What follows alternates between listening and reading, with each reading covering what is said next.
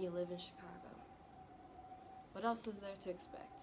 Y'all better not make me get up off this couch. Alright, let's do this. Hello everybody, my name is Brianna and welcome back to Carefree Bree. So glad you could join me. Please be sure to like, share, and subscribe to this channel while you're here. And also be sure to hit me up on the socials. On Twitter, I am at Carefree Bree Blog, and then I'm also followable via my own personal account, so I'll put that in the description below. And speaking of my blog, I drop new blog posts every Sunday, so be on the lookout for that. The site for that is carefreebreeblog.com. And then last but certainly not least, be sure to check out my Patreon and my PayPal. That will also be in the description below, just to help me expand and stuff like that, you know. Okay, a lot happened, so let's go ahead and jump into it this week. But first, wow, actually perfect. This is chamomile tea. I made sure to put some honey in there as well, because I need to stay calm because a lot of stuff is going on right now. So I'm gonna skip over me for a second and just head into what's going on in the world right now. The big L goes to America.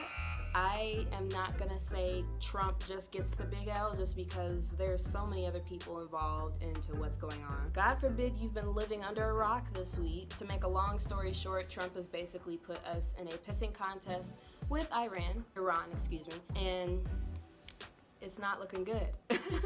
I'm smiling because I'm nervous. Actually terrified.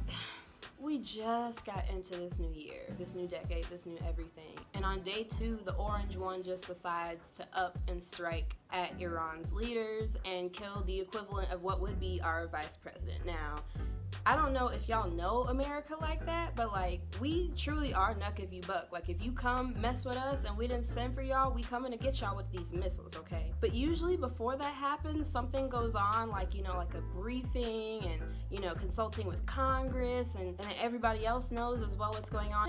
No, we're just making decisions on our own, having pissing contests and measuring ourselves to see who has the bigger missile, if you know what I mean. I'm just gonna talk about Iran and Trump, okay? Because none of this has to do anything with me or you or the civilians over there. Like, we're all literally minding our business, and yet our governments want to play games. I don't get why we're over there, and I never will, because it doesn't make sense. It's not supposed to, like, we're over there for the purpose of, money and greed and resources that we take all the damn time, because that's what we're good at. We're good at, like, being parasites for the rest of the world, going to their place, taking the best of their stuff, and leaving them for dead. Again, sorry, America, not we. Again, I have nothing to do with this. Hell, America has tortured me and my ancestors for centuries, literally. Not to mention indigenous folks, putting kids in cages, deporting people in droves, pretending hate crimes aren't like really a thing over here. And the list goes on. I just don't feel like listing it out because I have things to do later and it will literally take me all night. So I have done some things to prepare for the absolute worst. Like, I'm gonna be real with y'all, I really have. And I've been preparing for stuff like this for like since last year, I'd say, since last year. Because I don't know if y'all noticed, but the guy in the White House is not well, people. Not only is he evil and cruel and a narcissist and like a psychopath, but he literally is not well,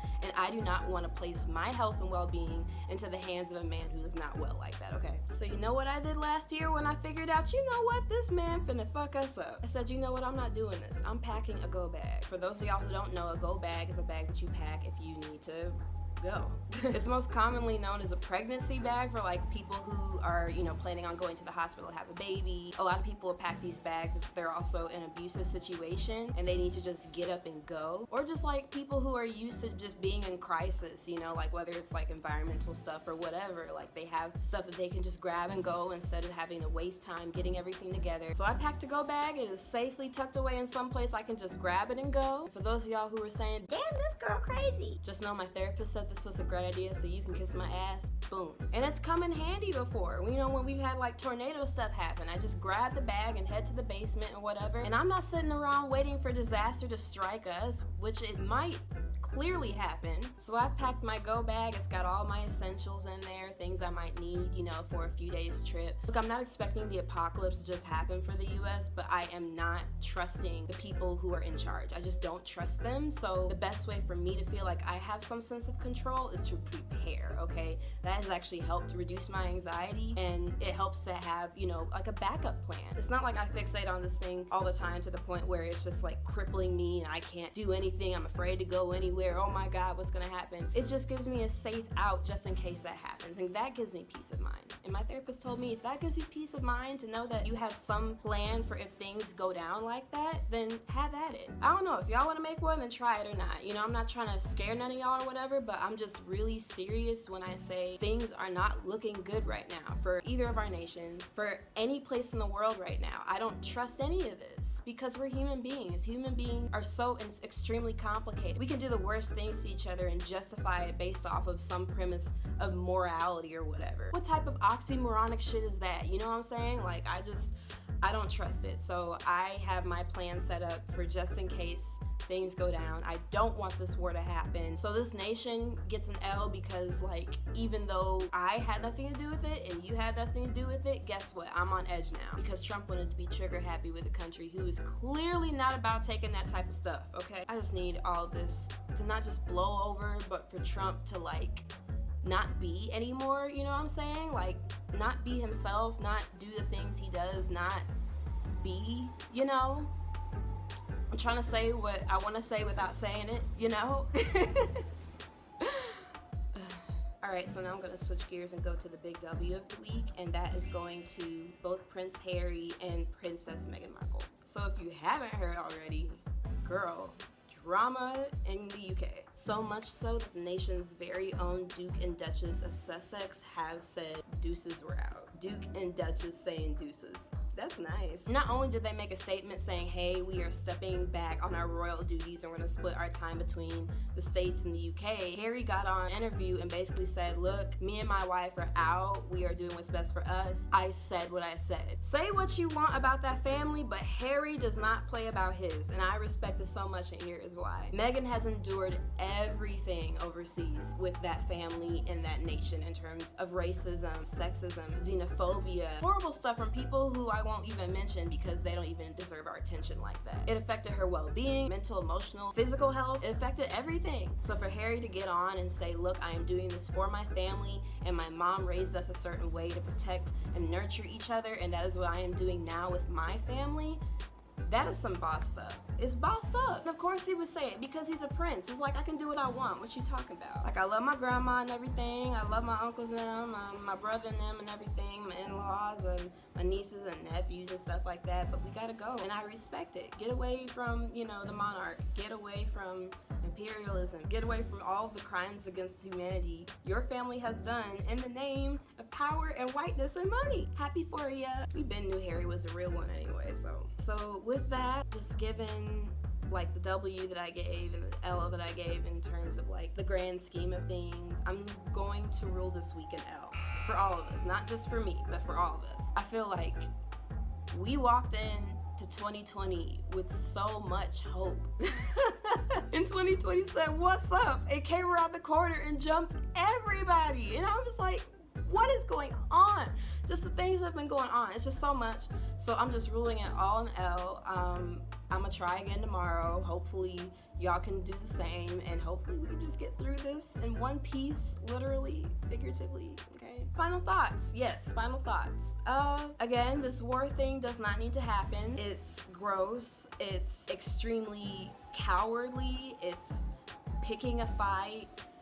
It's humiliating. The fact that he just bypassed every single type of checks and balance thing we have put in place in the Constitution to make sure things like this don't happen, and did it anyway, hitting people first, asking questions later. That's not what you're supposed to do. Like, I just need us to all remember who the real enemy here is, okay? And that's the orange one. It's not the Iranian people at all. I don't know if y'all saw that clip of that Iranian man outside, you know, speaking to the news about how terrified he was. The poor guy was crying. He's like, we love Americans, we don't like your president. And I'm like, dude, us too. We don't like him. I ain't got no beef with you, man. I want to give you a hug, okay? You trying to live your life, I'm trying to live mine. I don't want beef with you. I do not. The guy that got voted into office by 53% of white women and a whole bunch of white men and stuff like that, that's the dude that I have beef with, not you, sir. Like, these folks are people. I need people to pay attention to the way that the US tries so deliberately to dehumanize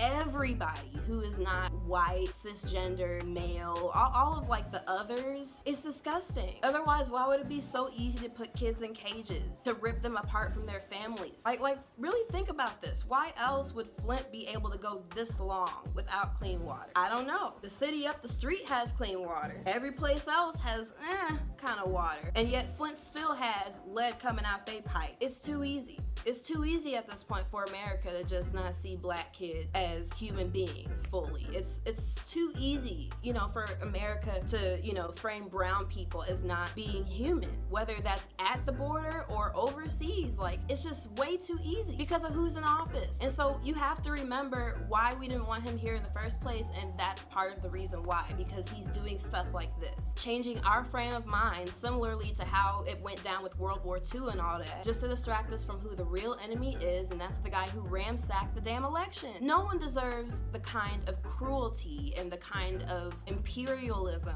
and whitewashing, territorial takeover type of BS that America dishes out every single day. People die from it every single day, both inside this country and out. I am sick of it. I'm tired of people acting like people aren't actually people just because they're different from you. They speak a different language. They live in a different place. They live in Flint. They live in Iran. Like, oh my gosh. It just gets so tiring and frustrating to have to continually explain the humanity of people to other people.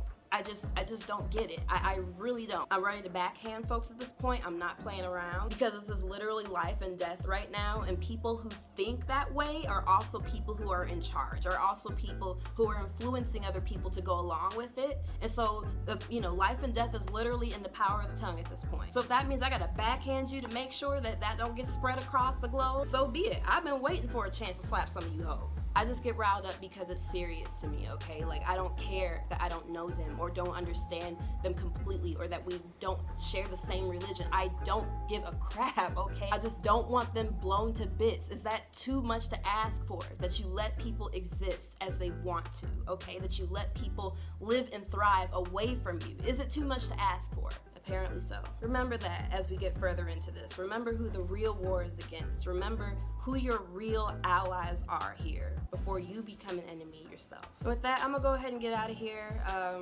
Too much, depressing type stuff going on in the world. Y'all need to take care of you, take care of each other. Tomorrow's never promised, and even if it was, you still need to live that day to the best of your ability with what you have, okay? Keep going. All right, y'all, I will have a new blog post out on Sunday. Again, remember that. I am wishing you infinite freedom and perfect peace. This has been Carefree Bree. See you guys next week.